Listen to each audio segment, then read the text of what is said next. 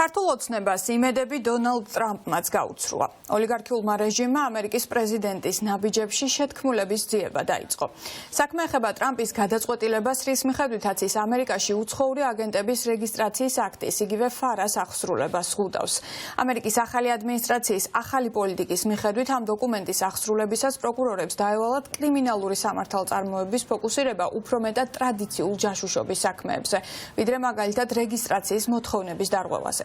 ფარას დოკუმენტის შერბილების ინიციატივის უკან კი ივანიშვილის პარტიამ კონსპირაციის თეორიები დაინახა და ტრამპიც დიპ სტეითის მიერ მართულად გამოაცხადა.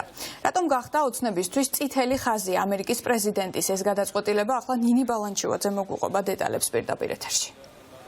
ჩვენ ჯერ კიდევ 4 შაბათს მოვისმინეთ ქართული ოცნების გადაწყვეტილება, რომელიც გაახმოვანა მამუკა მდინარაძემ და რომლის მიხედვითაც გაუქმდებოდა მოქმედი რუსული კანონი, თუმცა მან დაანონსა, რომ მეორედ ისევ შემოიტანენ რუსულ კანონს და ამ კანონს დაამტკიცებენ. ეს ყველაფერი კი ახსნა ამერიკული მოტივებით და იმით, რომ ფარას ანალოგს გადმოიტანენ საქართველოში და სწორედ ეს კანონი იქნება დამტკიცებული, თუმცა ახლა უკვე მას შემდგომ, რაც ჩვენ მოვისმინეთ ამერიკის შეერთებული შტატების ახლა დანიშნული გენერალური პროკურორის გადაწყვეტილება, რომლის მიხედვითაც შეიზღუდა უცხოური აგენტების რეგისტრაციის აქტის აღსრულება, ანუ ფარას აღმასრულებელი ორგანო საერთოდ უქმდება. ამის შემდგომ უკვე ქართული ოცნების წარმომადგენლები თავს ესხმიან ამერიკის შეერთებული შტატების ახალ ადმინისტრაციას. ირაკლი კობახიძემ გააკეთა ცოტა ხნის წინ განცხადება და მან იერიში მიიტანა ადმინისტრაციაზე და ამ გადაწყვეტილების საპასუხოდ თქვა, რომ დიპ სტეითის გავლენა იგრძნობა სწორედ აქ და მაშინ, როდესაც ქართული ოცნება ჩვენ ვიცით იმედებს ამყარებდა დონალდ ტრამპზე, მის ადმინისტრაციაზე, რომ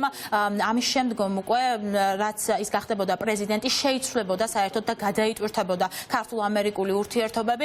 ჩვენ ნახავთ, რომ მაშინ, როდესაც ამერიკის შეერთებულმა შტატებმა მიიღო კონკრეტული გადაწყვეტილება ფარასთან დაკავშირებით, ახლა უკვე ქართული ოცნების წარმომადგენლები არიან თავდასხმის რეჟიმში. ამ ყველაფერს კი ერთი ახსნა აქვს ოპოზიციისთვის, ისინი ამბობენ, რომ ეგრეთ წოდებული ხელისუფლება არის ახლა სრულად აგონიაში და ეს ყველაფერი მათ შორის დიპ სტეითი, გლობალური ომის პარტია, ის რომ თითქოს მეორე ფრონტი უნდა ვინმეს ქვეყანაში არის დიდი ტყუილების ნაწილი და ქართულ ოცნებას აქვს ახლა ერთადერთი მიზანი, რომ გადარჩეს ოლიგარქი ბიძინა ივანიშვილის ფული. ის არის ძალიან შეშინებული, რადგან მას ემუქრება ფინანსური სანქციები, როგორც დიდი ბრიტანეთის მხრიდან, ევროკავშირის წევრი ქვეყნების მხრიდან, ამერიკის შეერთებული შტატების მხრიდან და შესაბამისად საკუთარ მესიჯ ბოქსში და პროპაგანდაში ქართული ოცნება არის ძალიან არეული და მათ ტყუილებში, მათ შორის ჩვენი საერთაშორისო პარტნიორებიც კი ამხელენ. ამას მოწმობს ევროპის საბჭოს პრესსამსახურის მიერ გავრცელებული განცხადება, რომლის მიხედვითაც ირაკლი კობახიძემ დაარღვია პირობა, რომელიც მან მისცა ევროპის საბჭოს გენერალურ მდივანს ალენ ბერსერს, როდესაც ის იმყოფებოდა საქართველოში და ირაკლი კობახიძე უარს ამბობს, შეიქმნა სამუშაო ჯგუფი რუსულ კანონთან დაკავშირებით. ამ ყველაფრიდან გამომდინარე კი ოპოზიციაში საუბრობენ იმას, რომ საერთოდ სერიოზულადაც არ უნდა ვისაუბროთ უკვე ქართული ოცნების გზავნილებზე, ვინაიდან ეს ხელისუფლება აკეთებს ეგრეთ წოდებული ხელისუფლება არაადეკვატურ განცხადებებს. იგონებენ, ატყუებენ საზოგადოებას და დიპ სტეითის ამის ნაწილი არის. ისინი საკუთარ ამომრჩეველს ატყუებდნენ საზოგადოებას, რომ ტრამპი დაალაგებდა ურთიერთობებს, მაგრამ ჩვენ ხედავთ ტრამპის ადმინისტრაციის განცხადებებს, ჩვენ ხედავთ სანქციების პაკეტს, რასაც ამერიკა ამუშავებს, ჩვენ ხედავთ ბრიტანეთის სანქციებს. ანუ ივანიშვილი არის სერიოზულ საფრთხეში, მისი ქონება არის სერიოზულ საფრთხეში, ამიტომ მათ უნდა გამოიგონონ რაღაც ძალა, არარსებული ძალა, რომელიც დაიცავს მათ ინტერესებს ან შეეწინააღმდეგება მათ ინტერესებს. ეს არის სრული სურათი. ამ გაცხადების სერიოზულად შეფასება არის აბსოლუტურად სხვა განზომილება ცხადია.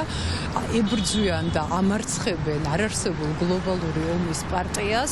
წარმოუდგენელი რამ ხდება ჩვენს თავს. ფაქტი არის ერთი, რომ ისინი თამაშობენ სახელმწიფოებრიობანას და ამ სახელმწიფოებრიობანას თამაში და ვიწრო პარტიული ინტერესების გატარებაში ზიანდება ყველა, ზიანდება ქვეყანა როგორც პოლიტიკურად, ეკონომიკურად, ზიანდება ჩვენი ქვეყნის იმიჯი, მაგრამ მიუხედავად ამ ყველაფრის მთავარი არის ის, რომ ჩვენი პარტნიორები დგანან ქვეყნის ინტერესებთან, დგანან ქართულ ხალხთან. ეს არის ზუსტად სიცრუის, ტყუილების ანატომია, როდესაც ყოველი შემდგომი ტყუილი მოითხოვს კიდევ უფრო დიდ და უტიფარ ტყუილს წინა ტყუილების მაპატიეთ გასაправებლად.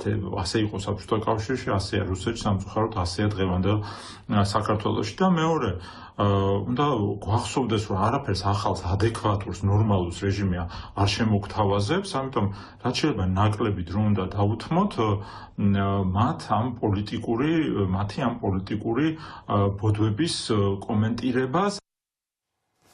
ამერიკის შეერთებული შტატების ამ გადაწყვეტილებამაც კი მთლიანად ჩამოშალა ქართული ოცნების პროპაგანდა, რასაც ვისმენთ მთელი ამ დროის განმავლობაში.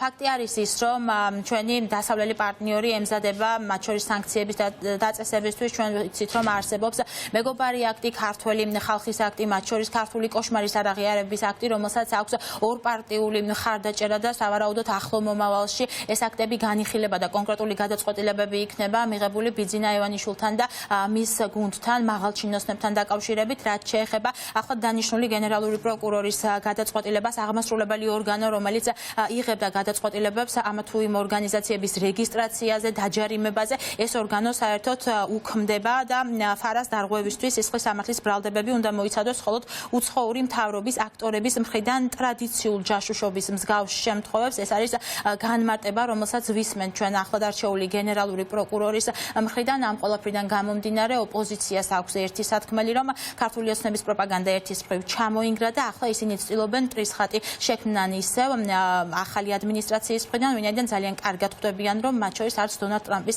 მხარდაჭერა არ ექნება ქართული ოცნების რეჟიმს.